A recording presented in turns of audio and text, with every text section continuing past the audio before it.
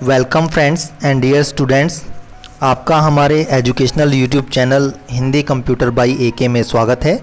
आज का हमारा विषय है टाइप ऑफ कंप्यूटर या कंप्यूटर के प्रकार। तो आइए चलिए शुरू करते हैं हम आज की हमारी इस वीडियो को। यहाँ चित्र में आप जो अलग अलग डिवाइस देख रहे हैं ये सभी कंप्यूटर के ही अलग अलग रूप हैं। जैसे कि ये पहले नंबर पर जो कंप्यूटर है इसे हम डेस्कटॉप कंप्यूटर कहते हैं, और ये दूसरे नंबर पे जो कंप्यूटर है इसे हम लैपटॉप कहते हैं। इसी तरह ये टैबलेट PC है, ये पाम टॉप है, ये मिनी कंप्यूटर है और ये सुपर कंप्यूटर है। चित्र में इन सब अलग अलग प्रकार के कंप्यूटर्स को देखने के बाद अब यह प्रश्न उठता है कि कंप्यूटर को अलग अलग आकार या अलग अलग टाइप का बनाने की आवश्यकता ही क्यों पड़ी। तो इसका जवाब यह है कि मनुष्य की कंप्यूटर को इस्तेमाल करने की ज़रूरतें या उद्देश्य अलग अलग होते हैं। जैसे कि उदाहरण के लिए मान लीजिए किसी ऑफिस में काम करने वाले किसी एम्प्लॉय को यदि हर रोज़ एक ही जगह एक ऑफिस में जाकर कार्य करना पड़ता है तो वहाँ पर वह काम करने के लिए डेस्कटॉप कंप्यूटर का प्रयोग कर सकता है, क्योंकि डेस्कटॉप कंप्यूटर एक ऐसा कंप्यूटर होता है जिसे एक ही स्थान पर रख दिया जाता है और काम करने के लिए बार बार उसी स्थान पर जाया जाता है जहाँ वो कंप्यूटर रखा हुआ है और वहीं बैठकर कार्य किया जाता है। इसके विपरीत यदि मान लीजिए कोई ऐसा एम्प्लॉय काम करता है जिसे बार बार काम के सिलसिले में कहीं ना कहीं जाना होता है और उसे कंप्यूटर पर कार्य भी करना है, तो इसके लिए वह डेस्कटॉप कंप्यूटर का प्रयोग नहीं कर सकता। इसके लिए उसे लैपटॉप की आवश्यकता होगी, क्योंकि लैपटॉप एक ऐसा कंप्यूटर है जिसे आप उठाकर अपने साथ कहीं भी ले जा सकते हैं और उस पर काम कर सकते हैं। इसी तरह मनुष्य की कंप्यूटर को इस्तेमाल करने को लेकर अलग अलग उद्देश्य हो सकते हैं। इन्हीं उद्देश्यों की पूर्ति करने के लिए अलग अलग आकार के, अलग अलग कार्यप्रणाली के और अलग अलग कार्यक्षमता के आधार पर कंप्यूटरों का निर्माण किया जाता है और इन्हें अलग अलग वर्गों में वर्गीकृत कर दिया जाता है, जिसे हम क्लासिफिकेशन ऑफ कंप्यूटर कहते हैं। तो हम इस वीडियो में अब आगे क्लासिफिकेशन ऑफ कंप्यूटर को जानेंगे। कंप्यूटर का क्लासिफिकेशन या कंप्यूटर का वर्गीकरण मुख्य रूप से 3 प्रकार से किया जाता है। नंबर 1 अकॉर्डिंग टू पर्पज़ या उद्देश्य के आधार पर, नंबर 2 अकॉर्डिंग टू साइज या आकार के आधार पर, नंबर 3 अकॉर्डिंग टू टेक्नोलॉजी या तकनीक के आधार पर। उद्देश्य के आधार पर या अकॉर्डिंग टू पर्पज़ कंप्यूटर को 2 भागों में विभाजित किया जाता है।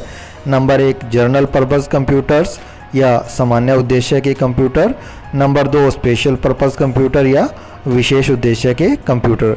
इसी तरह अकॉर्डिंग टू साइज या आकार के आधार पर भी कंप्यूटर को 4 भागों में विभाजित किया जाता है। इसमें पहले नंबर पे है माइक्रो कंप्यूटर, दूसरे नंबर पे मिनी कंप्यूटर, तीसरे पे मेन फ्रेम कंप्यूटर और चौथे नंबर पर सुपर कंप्यूटर। इसी तरह अकॉर्डिंग टू टेक्नोलॉजी या तकनीक के आधार पर कंप्यूटर को 3 भागों में विभाजित किया जाता है।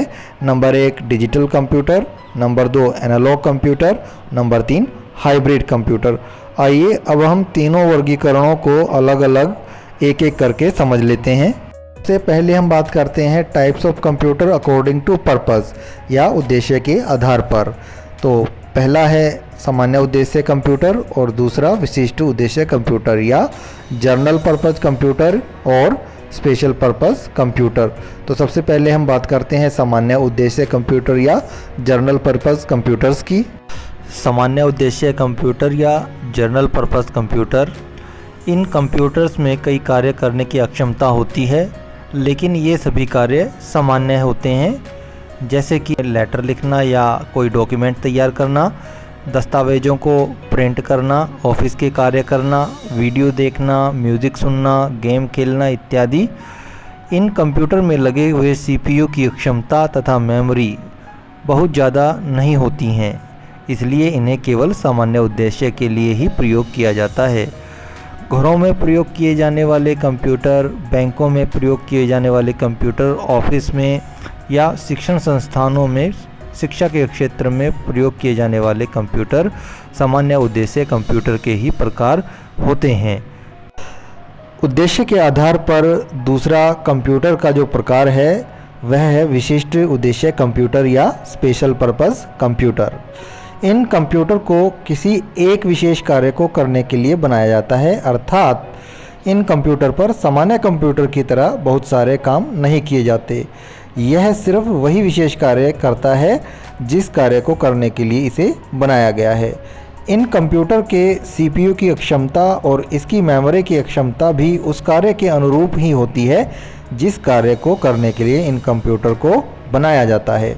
अगर इन कंप्यूटर में एक से अधिक CPU की आवश्यकता होती है तो इन कंप्यूटर की रचना अनेक CPU वाली भी कर दी जाती है। जिस प्रकार से सामान्य उद्देश्य कंप्यूटर्स का प्रयोग अनेकों जगह किया जाता है, इसी तरह विशिष्ट उद्देश्य कंप्यूटर्स का प्रयोग भी अनेकों क्षेत्रों में किया जाता है। उदाहरण के लिए इन कंप्यूटर का प्रयोग अंतरिक्ष विज्ञान के क्षेत्र में, मौसम विज्ञान के क्षेत्र में, रक्षा के क्षेत्र में, उपग्रह के संचालन के क्षेत्र में, चिकित्सा के क्षेत्र में, यातायात नियंत्रण के क्षेत्र में, समुद्र विज्ञान के क्षेत्र में, कृषि विज्ञान के क्षेत्र में, इंजीनियरिंग आदि अनेकों क्षेत्रों में। मान लीजिए किसी कंप्यूटर का प्रयोग यातायात नियंत्रण या ट्रैफिक लाइट्स को कंट्रोल करने के लिए किया जाता है, तो यह यातायात का नियंत्रण करना या ट्रैफिक लाइट का कंट्रोल करना कंप्यूटर का विशिष्ट कार्य या विशेष काम होता है और इस काम के अलावा इन कंप्यूटर के द्वारा कोई अन्य काम नहीं लिया जा सकता है, इसलिए इसे विशिष्ट कंप्यूटर कहते हैं। इसी प्रकार से मौसम विज्ञान के क्षेत्र में उपयोग होने वाले कंप्यूटर का कार्य सिर्फ मौसम की जानकारी को ही प्राप्त करना होता है या फिर प्रदान करना होता है, इसके अलावा इसके द्वारा अन्य कार्य नहीं लिया जा सकता। इसी तरह से रक्षा के क्षेत्र में किसी कंप्यूटर का यदि प्रयोग किया जा रहा है तो उसका प्रयोग उसी विशेष कार्य के लिए किया जाएगा जिसके लिए इसे बनाया गया है, इसके द्वारा अन्य कोई कार्य नहीं लिया जा सकता। इसीलिए इन सब कंप्यूटर्स को विशिष्ट कंप्यूटर कहा जाता है। आइए अब हम बात करते हैं classification of computer according to size, यानी कि आकार के आधार पर कंप्यूटर को कितने प्रकार में विभाजित किया जाता है, इस बारे में हम जानेंगे। तो आकार के आधार पर कंप्यूटर को 4 भागों में बांटा गया है। Number 1 micro computer, number 2 mini computer, number 3 main frame computer, number 4 super computer. आइए सबसे पहले हम बात करते हैं माइक्रो कंप्यूटर की। कंप्यूटर तकनीक के क्षेत्र में 1970 के दशक में माइक्रो प्रोसेसर का आविष्कार हुआ। इन माइक्रो प्रोसेसर के इस्तेमाल की वजह से ही कंप्यूटर का आकार अत्यधिक छोटा हो गया, इसलिए इन कंप्यूटर को माइक्रो कंप्यूटर कहा जाने लगा। माइक्रो कंप्यूटर कीमत में, आकार में और कार्य क्षमता में सबसे कम होते हैं। इन कंप्यूटर का इस्तेमाल वहाँ किया जाता है जहाँ एक समय पर एक ही व्यक्ति या यूज़र कंप्यूटर पर कार्य करता है, इसलिए इन्हें पर्सनल कंप्यूटर या पीसी भी कहते हैं। माइक्रो कंप्यूटर में एक ही सीपीयू होता है। इन कंप्यूटर की डाटा स्टोर करने की क्षमता भी अन्य तीनों कंप्यूटर जो कि मिनी, मेनफ्रेम और सुपर कंप्यूटर हैं, इन तीनों की तुलना में कम होती है। इंटीग्रेटेड सर्किट टेक्नोलॉजी के विकास के बाद कंप्यूटर के प्रोसेसर के आकार में अत्यधिक कमी आई, जिसकी वजह से इन्हें माइक्रो प्रोसेसर कहा जाने लगा। क्योंकि माइक्रो प्रोसेसर का आकार छोटा हो गया, इस वजह से कंप्यूटर का आकार भी घट गया, जिसकी वजह से इन कंप्यूटर को माइक्रो कंप्यूटर कहा जाने लगा। इन कंप्यूटर का प्रयोग वहाँ किया जाता है जहाँ एक ही व्यक्ति कंप्यूटर का प्रयोग करता है। Desktop computer, laptop, palm top और टैबलेट पीसी माइक्रो कंप्यूटर के ही उदाहरण है। इन कंप्यूटर का प्रयोग एक वक्त में एक ही व्यक्ति कर सकता है और इन कंप्यूटर की कार्य क्षमता इतनी होती है कि एक व्यक्ति द्वारा ये किए जाने वाले सभी कार्यों को आसानी से और सरलता से कर सकता है। आकार के आधार पर दूसरा कंप्यूटर मिनी कंप्यूटर होता है। मिनी कंप्यूटर मध्यम आकार के कंप्यूटर होते हैं। ये कंप्यूटर माइक्रो कंप्यूटर की तुलना में अधिक कार्यक्षमता वाले परंतु मेन फ्रेम और सुपर कंप्यूटर की अपेक्षा कम कार्यक्षमता वाले होते हैं। मिनी कंप्यूटर्स में एक से अधिक प्रोसेसर का प्रयोग किया जाता है। इन कंप्यूटर पर एक साथ एक ही समय में एक से अधिक व्यक्ति कार्य कर सकते हैं, इसलिए इन कंप्यूटर्स को उन छोटे और मध्यम आकार के संस्थान, ऑफिस या कंपनी में प्रयोग किया जाता है जहां 15 से 20 यूज़र एक साथ एक कंप्यूटर का इस्तेमाल करते हैं। जिस तरह से माइक्रो कंप्यूटर का निर्माण सिंगल यूज़र या एक समय में एक ही व्यक्ति के प्रयोग करने के लिए बनाया जाता है, उसी तरह से मिनी कंप्यूटर का निर्माण मल्टीपल यूज़र के लिए या एक समय में एक से अधिक व्यक्तियों के प्रयोग करने के लिए बनाया जाता है। क्योंकि मिनी कंप्यूटर का इस्तेमाल 15 से 20 यूज़र एक ही समय में अलग अलग मॉनिटर का इस्तेमाल करके कर सकते हैं, इसलिए मिनी कंप्यूटर का प्रयोग उन संस्थानों या दफ्तरों में किया जाता है जहां 15 से 20 एम्प्लॉय कार्य करते हैं। मिनी कंप्यूटर एक सिंगल कंप्यूटर या सीपीयू ही होता है जिसके अंदर कई सारे प्रोसेसर लगे होते हैं, ताकि जब 15 से 20 लोग एक साथ कंप्यूटर का इस्तेमाल करें तो यह कंप्यूटर ना तो हैंग हो और न ही इसकी कार्य क्षमता पर कोई फ़र्क पड़े। इस तरह से मिनी कंप्यूटर का प्रयोग स्कूल की कंप्यूटर लैब में, बैंकों में या अन्य कोई ऐसा दफ्तर जहां 10 से 20 एम्प्लॉय काम करते हैं वहां किया जाता है। मिनी कंप्यूटर का इस्तेमाल करने का एक कारण यह भी है कि 15 से 20 एम्प्लॉय काम तो अलग अलग करते हैं, परंतु यह कार्य एक ही कंप्यूटर पर जाकर स्टोर हो जाता है, जिसकी वजह से ऑफिस का सारा डाटा एक ही जगह उपलब्ध रहता है और इसे मैनेज करना भी आसान हो जाता है। डिजिटल अल्फ़ा, सन अल्ट्रा और PDP-11 ये मिनी कंप्यूटर के उदाहरण हैं या उनके नाम हैं। आकार के आधार पर तीसरा कंप्यूटर मेनफ्रेम कंप्यूटर है। मेनफ्रेम कंप्यूटर आकार में और कार्यक्षमता में माइक्रो और मिनी कंप्यूटर की तुलना में बड़े और सुपर कंप्यूटर की तुलना में छोटे होते हैं। इनमें कई सारे प्रोसेसर लगे होते हैं, जिसकी वजह से ये कंप्यूटर तीव्र गति से डाटा को प्रोसेस करने की क्षमता रखते हैं तथा इनकी डाटा भंडारण करने की क्षमता भी अत्यधिक होती है। इसलिए इनका प्रयोग उन बड़ी बड़ी कंपनियों या सरकारी विभागों में किया जाता है जहां पर सैकड़ों एम्प्लॉय बैठकर एक साथ कंप्यूटर्स पर कार्य कर सकते हों। मेनफ्रेम कंप्यूटर आकार में रेफ्रिजरेटर जितने बड़े होते हैं तथा इस एक कंप्यूटर सीपीयू को 100 से 200 लोग अलग अलग स्क्रीन और अलग अलग पेरिफेरल डिवाइसेस का इस्तेमाल करते हैं या शेयर करते हैं। क्योंकि इतने सारे यूज़र कंप्यूटर को एक समय में एक साथ इस्तेमाल करते हैं, इसलिए इन कंप्यूटर में बहुत सारे प्रोसेसर लगाए जाते हैं ताकि कंप्यूटर लगातार कार्य कर सके और हैंग भी ना हो। इसी तरह इस कंप्यूटर के अंदर डाटा स्टोर करने के लिए मेमोरी भी अत्यधिक मात्रा में होती है, या यूँ कहें कि इसके अंदर हार्ड डिस्क जो लगाई जाती है उसमें अत्यधिक डाटा स्टोर करने की क्षमता होती है, ताकि इस कंप्यूटर पर कार्य करने वाले जितने भी यूज़र हैं जो डाटा जनरेट कर रहे हैं वह कंप्यूटर की मेमोरी में स्टोर होता रह सके। मेनफ्रेम कंप्यूटर्स का प्रयोग कंपनियों में उपभोक्ताओं द्वारा खरीदी गई वस्तुओं का लेखा जोखा रखने के लिए, उपभोक्ताओं का ब्यौरा रखने के लिए, बिल तैयार करने के लिए, कर्मचारियों का डेटाबेस तैयार करने के लिए तथा उनके द्वारा किए गए भुगतान की राशि का ब्यौरा रखने के लिए किया जाता है। साथ ही मेनफ्रेम कंप्यूटर का प्रयोग बड़े बड़े बैंकों में जहां बहुत अधिक मात्रा में एम्प्लॉय काम करते हैं या बीमा के क्षेत्र में किया जाता है। साथ ही अनुसंधान व रक्षा के क्षेत्र में भी मेनफ्रेम कंप्यूटर का प्रयोग किया जाता है। इसके अलावा मेनफ्रेम कंप्यूटर का प्रयोग बहुत ही बड़े स्तर पर नेटवर्किंग के क्षेत्र में भी किया जाता है। अगर हम मेनफ्रेम कंप्यूटर के इस्तेमाल को लेकर रियल लाइफ एग्जाम्पल की बात करें तो आप सभी ने फ्लिपकार्ट और अमेजॉन कंपनी का नाम तो सुना ही होगा। ये दोनों कंपनियां ऑनलाइन प्रोडक्ट की सेल करती हैं या इन्हें बेचने का काम करने का कार्य करते हैं। तो ये जो कंपनियां हैं अपने सभी रजिस्टर्ड कस्टमर्स का रिकॉर्ड, कस्टमर द्वारा खरीदी गई या शॉपिंग की गई वस्तुओं का रिकॉर्ड या फिर उनके द्वारा रिटर्न किए गए सामग्री का रिकॉर्ड रखने के लिए मेन फ्रेम कंप्यूटर्स का ही प्रयोग किया जाता है। ये मेन फ्रेम कंप्यूटर इन कंपनियों में सर्वर का कार्य करता है जहां पर कंपनी का सारा डाटा स्टोर रहता है। कुछ मेन फ्रेम कंप्यूटर्स के नाम या एग्जाम्पल हैं IBM 4381, ICL 39 सीरीज़ और CDC साइबर सीरीज़। आकार के आधार पर वर्गीकरण के अनुसार चौथा और आखिरी कंप्यूटर का टाइप है super computer. Super computer micro, mini और मेन फ्रेम कंप्यूटर की तुलना में सबसे बड़े, सबसे अधिक डाटा भंडारण करने की क्षमता वाले, सबसे अधिक गति और कार्यक्षमता वाले होते हैं। इन कंप्यूटर्स में अनेकों CPU या प्रोसेसर को समांतर क्रम में लगाकर प्रयोग किया जाता है। इस प्रक्रिया को समानांतर प्रोसेसिंग या पैरेलल प्रोसेसिंग कहते हैं।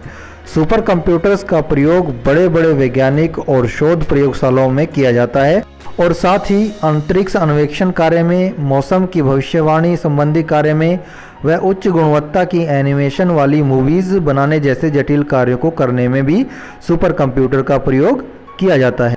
सुपर कंप्यूटर आकार में जितने बड़े होते हैं उतना ही इनको खरीदना भी महंगा होता है। इनका मूल्य लाखों रुपए में होता है, साथ ही इनका रखरखाव भी काफ़ी कठिन होता है। सुपर कंप्यूटर को हम विशिष्ट कंप्यूटर या स्पेशल पर्पज़ कंप्यूटर का ही प्रकार मान सकते हैं, क्योंकि इन कंप्यूटर्स का प्रयोग किसी विशेष उद्देश्य की पूर्ति करने के लिए किया जाता है। भारतीय वैज्ञानिकों द्वारा तैयार किया गया प्रथम सुपर कंप्यूटर परम है। उसके बाद परम का विकसित रूप परम 10,000 है। इसके अलावा अन्य सुपर कंप्यूटर हैं क्रे 2, क्रे XMP24, NEC 500 आदि। कंप्यूटर्स के वर्गीकरण का तीसरा आधार है तकनीक या डाटा प्रोसेसिंग की प्रक्रिया, या फिर अकॉर्डिंग टू टेक्नोलॉजी और डाटा प्रोसेसिंग।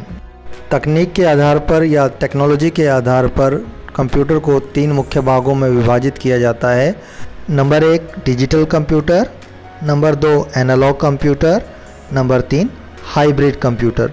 आइए अब हम इन तीनों कंप्यूटर्स के बारे में एक एक करके जान लेते हैं। Number 1 digital computer. Digital computer की श्रेणी में वे कंप्यूटर आते हैं जो डाटा को अंकीय मान के रूप में परिवर्तित करके उसकी गणना करते हैं।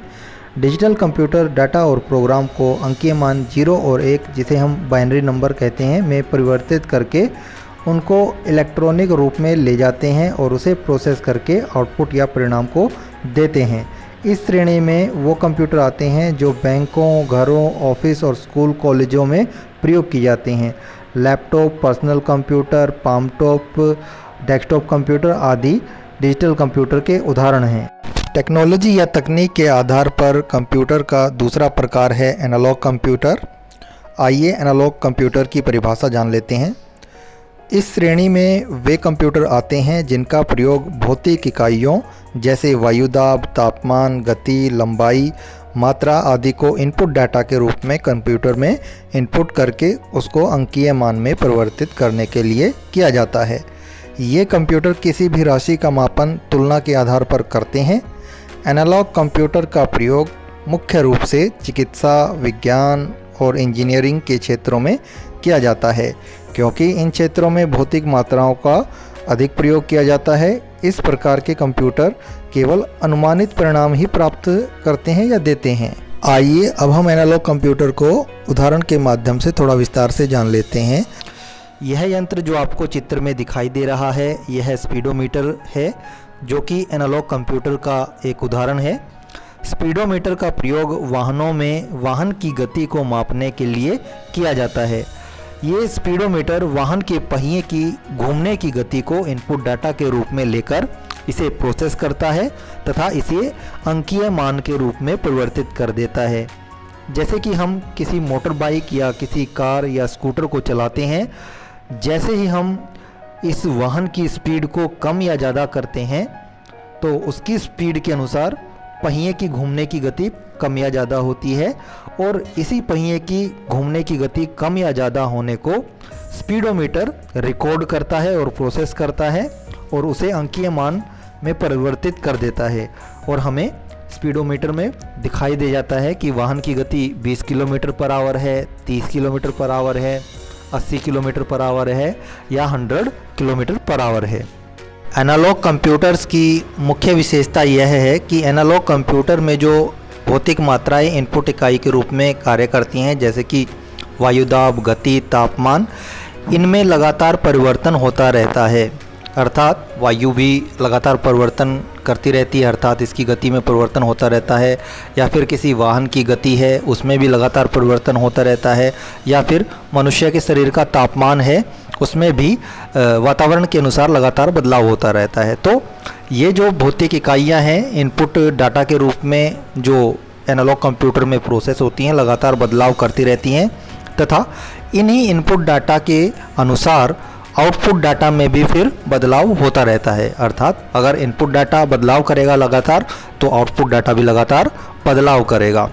एनालॉग कंप्यूटर एक इनपुट डाटा को लेता है, उसे प्रोसेस करके आउटपुट देता है, और यदि उसके बाद कोई नया इनपुट डाटा आता है तो यह पहले वाले आउटपुट डाटा को कहीं स्टोर नहीं करता, वह डाटा डिलीट होता है और उसके बाद नए इनपुट के अनुरूप आउटपुट देने लगता है।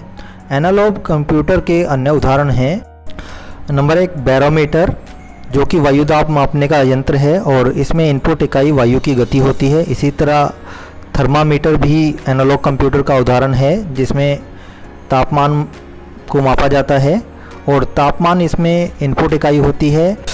इसी तरह एनालॉग कंप्यूटर का प्रयोग बहुत सारे साइंटिफिक कार्यों को करने के लिए किया जाता है। तकनीक या टेक्नोलॉजी के आधार पर तीसरा कंप्यूटर का प्रकार है हाइब्रिड कंप्यूटर। तो आइए जानते हैं हाइब्रिड कंप्यूटर के बारे में।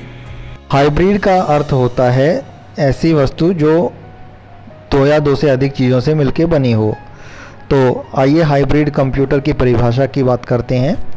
हाइब्रिड कंप्यूटर्स में एनालॉग और डिजिटल कंप्यूटर दोनों के ही गुण विद्यमान होते हैं, इसीलिए इसे हाइब्रिड कंप्यूटर कहा जाता है।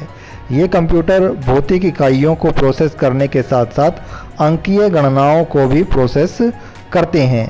हाइब्रिड कंप्यूटर में लगे एनालॉग कंप्यूटर भौतिक मात्राओं या फिजिकल एंटिटीज़ को इनपुट के रूप में लेकर उसे प्रोसेस करता है तथा आउटपुट को अंकीय मान में परिवर्तित कर देता है तथा यह अंकीय मान हाइब्रिड कंप्यूटर की मेमोरी में स्टोर हो जाता है।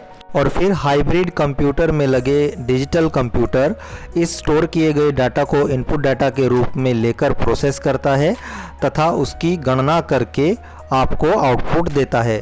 और ये जो डिजिटल कंप्यूटर आउटपुट हमें देता है, यह हाइब्रिड कंप्यूटर का फाइनल आउटपुट कहलाता है। पेट्रोल पंप पर लगी पेट्रोल डालने की मशीन एक हाइब्रिड कंप्यूटर का सटीक उदाहरण है। इस मशीन में एनालॉग कंप्यूटर और डिजिटल कंप्यूटर दोनों के गुण विद्यमान होते हैं। पेट्रोल पंप पर लगी पेट्रोल डालने की मशीन में जो एनालॉग कंप्यूटर होता है वो वाहनों में डाले जाने वाले पेट्रोल, जो कि एक भौतिक मात्रा है, को इनपुट डाटा के रूप में लेकर प्रोसेस करता है और उसे अंकीय मान में परिवर्तित करके हमें परिणाम देता है कि वाहन में डाले जाने वाले पेट्रोल की मात्रा कितने लीटर है। अब यह अंकीय मान में जो पेट्रोल की मात्रा आई है, इसे हाइब्रिड कंप्यूटर अपनी मेमोरी में स्टोर कर लेता है और इस स्टोर की गई पेट्रोल की मात्रा को डिजिटल कंप्यूटर, जो कि हाइब्रिड कंप्यूटर में ही लगा है, उसे इनपुट डाटा के तौर पर लेता है। उसके बाद यह डिजिटल कंप्यूटर इस पेट्रोल की मात्रा के अंकीय मान को प्रति लीटर पेट्रोल के मूल्य के साथ गुणा करता है तथा उसके बाद जो गुणनफल परिणाम के रूप में आता है वह उस वाहन में डाले गए पेट्रोल की मात्रा का कुल मूल्य होता है, जो कि वाहन धारक से वसूला जाता है। तो इस प्रकार से यह एक हाइब्रिड कंप्यूटर का ही उदाहरण है, जिसमें एनालॉग और डिजिटल कंप्यूटर दोनों के गुण या फीचर विद्यमान होते हैं। इसी तरह अस्पतालों में इस्तेमाल होने वाली ईसीजी मशीन और अल्ट्रासाउंड मशीन भी हाइब्रिड कंप्यूटर के एग्जाम्पल हैं।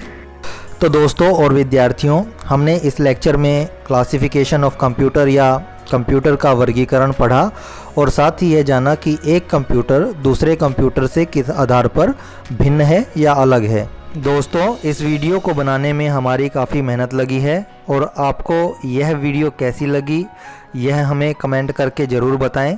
साथ ही यदि आपने हमारे चैनल को अभी तक सब्सक्राइब नहीं किया है तो कृपया इसे सब्सक्राइब कर लें, ताकि हमारा और वीडियोस को बनाने का हौसला बना रहे। साथ ही मैं आप सबको अब तक दिए गए प्रोत्साहन और प्यार के लिए शुक्रिया भी करना चाहूँगा और आशा करूँगा कि आप अपना प्यार ऐसे ही आगे भी बनाए रखेंगे। धन्यवाद।